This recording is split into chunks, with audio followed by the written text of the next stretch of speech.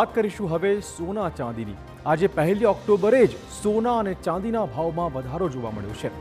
India Boolean and jewellers association અનુસાર 24 caret સોનાનો 10 ગ્રામ ભાવ 1237 રૂપિયા વધીને 1,16,586 પહોંચ્યો છે। આ પહેલા તે 1,15,349 જેટલું હતું। ચાંદી પણ 1691 વધીને પ્રતિ કિલોગ્રામ 1,44,125 પહોંચી છે। તેનો ભાવ અગાઉ 1,42,434 પર હતો। આમ સોના અને ચાંદી બંનેના ભાવ રેકોર્ડ બ્રેક સપાટીએ પહોંચી રહ્યા છે। કેરેટ પ્રમાણે સોનાનો ભાવ જોવા જઈએ તો 24 કેરેટ સોનાનો ભાવ 1,16,586 છે, પ્રતિ 10 ગ્રામનો ભાવ છે। આ 22 કેરેટનો ભાવ 1,06,793 રૂપિયા છે। 18 કેરેટ સોનું તમારે લેવું હોય તો 10 ગ્રામનો ભાવ રહેશે 87,440 રૂપિયા, જ્યારે કે 14 કેરેટ સોનાનો ભાવ છે 68,203 રૂપિયા। આ વર્ષે અત્યાર સુધીમાં સોનાના ભાવમાં આશરે 40,424નો વધારો જોવા મળ્યો છે। 31મી ડિસેમ્બર 2024ના રોજ 24 કેરેટ સોનાના 10 ગ્રામનો ભાવ 76,162 પર હતો, જે વધીને હવે 1,16,586 પર પહોંચી ગયો છે। આ સમયગાળા દરમિયાન ચાંદીના ભાવમાં પણ 58,108નો વધારો છે।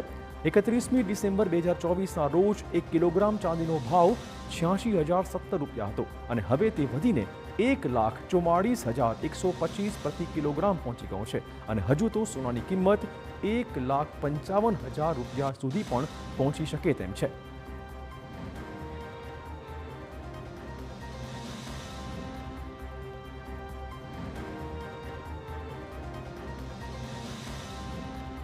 અને હવે આપણે જણાવીશું વિગતવાર કે સોનામાં તેજીના એવા કયા 5 મુખ્ય પરિબળો છે તેની વિગતવાર વાત કરવી પડશે, કેમ કે સોનાના ભાવ વધી રહ્યા છે। પહેલું કારણ છે સેન્ટ્રલ બેંકની ખરીદી। આપણે કહીએ કે વિશ્વની જે મોટી મોટી બેંક છે તે ડોલર પરની નિર્ભરતા ઘટાડવાનો પ્રયત્ન કરી રહી છે અને માટે તે હવે સોનું ખરીદી રહી છે। આ તમામ બેંકો વધારી રહી છે તિજોરીમાં સોનાનો હિસ્સો, માટે ડિમાન્ડ વધી ગઈ છે અને માટે જ સોનાના ભાવ તેજ ગતિએ આગળ વધી રહ્યા છે। બેંકો સતત ખરીદી કરે ત્યારે માર્કેટમાં સોનાની ડિમાન્ડ વધતી હોય છે।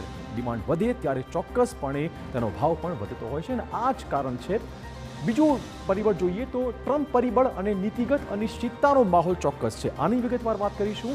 યુએસ નીતિમાં અનિશ્ચિતતાથી ડોલર બોન્ડ બજારમાં નબળો સાબિત થઈ રહ્યું છે અને માટે બીજી બાજુ સોનું એનો ભાવ ઉંચકાઈ રહ્યો છે। રોકાણકારો સુરક્ષિત ભવિષ્ય માટે હંમેશા સોના તરફ ઝુકાવ રાખતા જ હોય છે, કેમ કે એ સેફ હેવન કહેવાય છે સોનું અને માટે એ રીતે પણ ઇન્વેસ્ટમેન્ટની રીતે પણ સોનાના ભાવ અત્યારે વધી રહ્યા છે। રોકાણકારો હંમેશા સુરક્ષિત ઇન્વેસ્ટમેન્ટ માટે સોનાનો આગ્રહ સેવતા હોય છે, જેના કારણે સોનાના ભાવમાં આ રીતે અત્યારે ખૂબ જ એક ઊંચો વધારો જોવા મળી રહ્યો છે। તો અલગ અલગ પરિબળો ચોક્કસ ચર્ચામાં છે। ક્રિપ્ટોની વાત કરીએ। ક્રિપ્ટોકરન્સીની અસ્થિરતા અને કડક નિયમોનો ડર હવે ઇન્વેસ્ટરને સતાવી રહ્યું છે અને માટે ક્રિપ્ટોકરન્સીમાંથી તે પૈસો બહાર કાઢીને રોકી રહ્યા છે સોનામાં, જેના કારણે રોકાણકારો સોનામાં રોકાણને પ્રાધાન્ય આપી રહ્યા છે। તો આપણે કહી દઈએ કે ક્રિપ્ટોકરન્સીમાં પણ અનિશ્ચિતતાનો માહોલ છે અને માટે હવે સોનાનું ડિમાન્ડ વધી રહી છે। થોડા વર્ષોમાં ભારતીય શેર બજારમાંથી નીચું વળતર જોવા મળી રહ્યું છે અને માટે સ્ટોક માર્કેટમાં જે પૈસો લાગેલો છે તે પણ હવે સોનાના માર્કેટમાં એ ટ્રાન્સફર થઈ રહ્યું છે, જેના કારણે પણ સોનું આકર્ષક ઇન્વેસ્ટમેન્ટ માટેનું એક માધ્યમ બની રહ્યું છે। ચોથી વાત કરીશું ડી-ડોલરાઇઝેશનની। ડોલરનો ઉપયોગ ઘટાડવા દેશોનો આર્થિક મોડેલમાં ફેરફાર જોવા મળી રહ્યો છે। કેટલાક દેશો ડોલરનો ઉપયોગ ઘટે તે દિશામાં પ્રયત્નશીલ છે। યુએસનું દેવું વધી રહ્યું છે, ડોલર નબળો પડી રહ્યું છે। આ પ્રકારના માહોલની વચ્ચે ઓબ્વિયસલી સોનાની ડિમાન્ડ વધી રહી છે। ડોલર નબળો પડે છે ત્યારે સોનું હંમેશા વધતું હોય છે। ભૂતકાળ પણ એ જ દર્શાવે છે કે જ્યારે નબળો પડે ડોલર ત્યારે સોનાની કિંમતો વધી છે।